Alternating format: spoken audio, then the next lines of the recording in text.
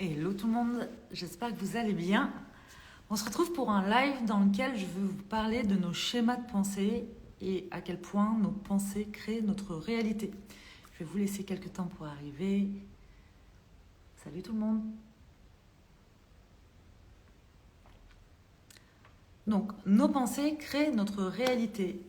Je veux vous parler de ça parce que la plupart du temps, vous, moi, peu importe, on est en pilotage automatique et on se rend pas compte, et c'est bien normal parce qu'on a tellement de pensées dans nos têtes du matin jusqu'au soir, qu'on met peu de conscience en réalité sur les pensées qui nous habitent.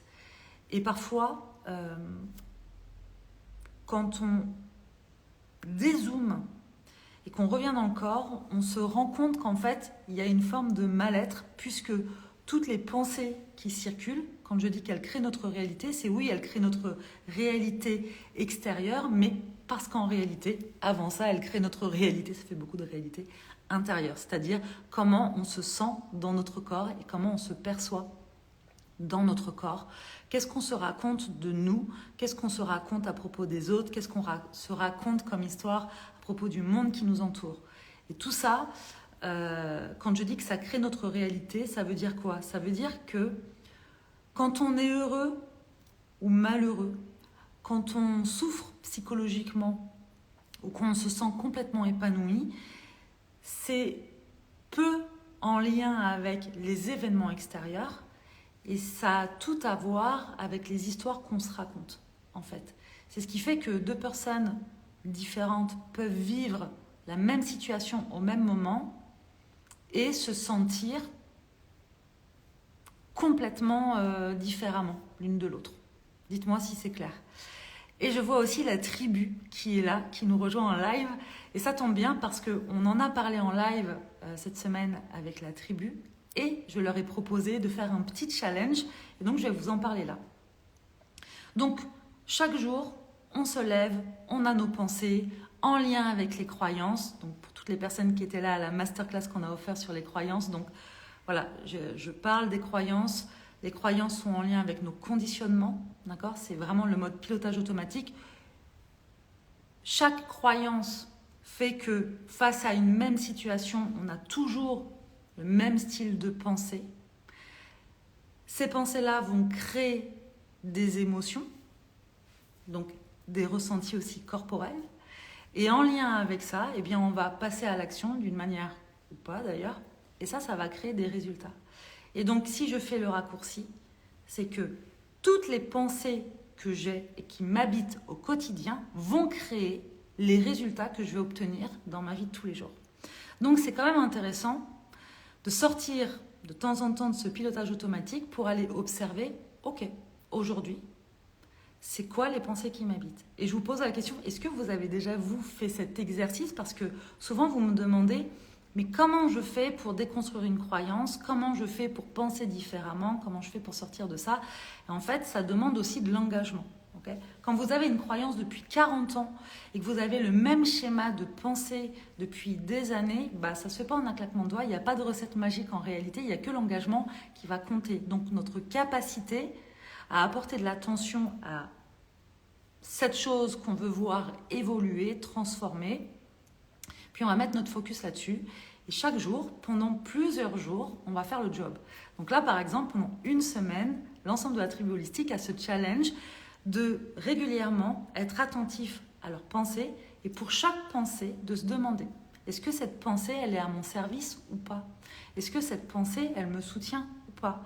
Quand la réponse est pas, et bien du coup, on fait le travail, soit de la balayer autant de fois que c'est nécessaire, parce que certaines pensées s'accrochent, donc on la balaye autant de fois que possible. Et surtout, quand on peut, eh bien, on vient la transformer en pensée soutenante. Okay? Ce qui est intéressant là-dedans, le fait de l'avoir fait là avec la tribu, donc on est en plein de challenge, elles le font et je le fais en même temps, très clairement. Parce que ça, c'est bon de le faire régulièrement. Même quand on a l'habitude de s'observer, d'observer les pensées qui nous habitent, bien très rapidement, on peut retomber aussi dans ces schémas. Encore une fois, c'est humain. Ce que j'observe avec la tribu, c'est très intéressant, c'est que du coup, elle partage dans le groupe Telegram certaines de leurs pensées en disant « Tiens, j'ai débusqué cette pensée, je vais pouvoir la transformer. » Et en fait, certaines finissent le message avec un « ça va être difficile ». Je me rends compte que ça va être difficile. Et en fait, ce qui est drôle, moi, quand je lis ça, c'est que je me dis « Ah tiens, elle a débusqué cette pensée-là, elle écrit son message, et en fait, elle ne vient pas débusquer la plus grosse pensée plombante qu'elle puisse avoir, et qu'elle écrit, c'est « ça va être difficile ». Toutes ces petites pensées, ces petits mots-là qu'on peut avoir l'habitude de mettre dans notre quotidien, on ne se rend pas compte à quel point ça nous conditionne, en fait. Le « je vais en chier », ça va être difficile, waouh, il y a du boulot. En fait, on se conditionne pour que ce le soit. Et on minimise souvent l'impact de nos pensées, le pouvoir de l'impact de nos pensées, et pourtant, ça a un impact considérable sur la manière, encore une fois, dont on se sent au quotidien. Par exemple, si vous avez grandi avec des personnes autour de vous qui vous disaient « t'es nul », tu vas jamais y arriver, ou des choses comme ça, ça a forcément eu un impact sur vous, enfant, adolescent, peut-être même jeune adulte, et peut-être même encore aujourd'hui. Si vous, au quotidien, vous vous dites que vous êtes nul, ça a forcément un impact sur votre manière de vous percevoir et donc sur votre manière d'agir et de réagir avec le monde qui vous entoure.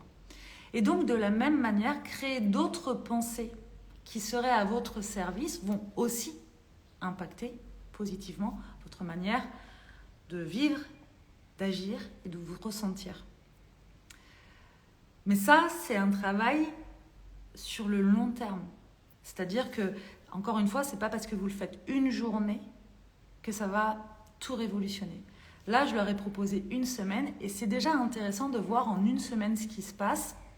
Donc là, c'est les premiers jours puisqu'on a commencé tous ensemble jeudi. Et le premier jour, certaines avaient des résistances, d'autres se rendaient compte du flot de pensées et parfois de pensées plombantes qu'il y avait. Et puis petit à petit, ça s'apaise, elles trouvent leur marque, elles constatent, ou en tout cas elles voient, elles observent celles qu'elles peuvent laisser filer comme ça sans s'accrocher facilement, celles au contraire qui reviennent en boucle et qu'elles peuvent transformer, et celles qui reviennent en boucle qu'elles ne savent pas encore transformer aujourd'hui. Donc je vous invite, si vous le souhaitez, nous rejoindre dans ce challenge et observez vous aussi vos pensées au quotidien, peut-être pendant une semaine, plus si vous le souhaitez. Et pour chaque pensée, encore une fois, vous demandez, est-ce que cette pensée est à mon service ou pas? Et allez voir justement, encore une fois, toutes ces choses que vous êtes habitués à vous dire au quotidien, de ça va être difficile, j'ai pas le temps. Le j'ai pas le temps, on le retrouve régulièrement. J'ai pas le temps. Je vais pas y arriver. Voilà, quelqu'un nous partageait ça. Je vais pas y arriver. Tous ces petits mots viennent ancrer votre réalité et vous conditionnent à ne pas y arriver, à ne pas avoir le temps, à ce que ce soit difficile. Et si vous prenez conscience de « Ok, ça, c'est pas à mon service, ça le fait pas », vous pouvez réajuster. Alors attention, quand je dis réajuster, c'est pas réajuster en vous disant et en vous racontant qu'en fin de compte, on vit dans un monde de bisounours et que ça va être parfait. C'est pas l'idée. C'est vraiment d'aller construire une autre pensée qui résonne juste pour vous et qui vienne vous soutenir. Donc, par exemple, sur « Waouh, je me sens débordée, j'ai pas le temps, je vais pas y arriver », la pensée en réajustant, ça pourrait être « Ok, pas à pas, je vais y arriver en respectant mon rythme, par exemple. » C'est un exemple. Donc, allez voir ça. Si vous faites le challenge et que vous débusquez certaines pensées qui reviennent régulièrement et que vous les laissez filer ou que vous les transformez, partagez ça avec nous, avec moi, en commentaire, puisque ce live va être en replay. Vous pourrez du coup nous rejoindre pour le faire avec nous. On le fait donc pendant une semaine jusqu'à jeudi prochain. Mais peu importe quand vous voyez ce live ou ce replay, faites-le. Mettez-moi ça en commentaire, je serai très heureuse de vous lire. Et vous, de votre côté, ça va vous permettre aussi de voir qu'est-ce qui vous habite au quotidien.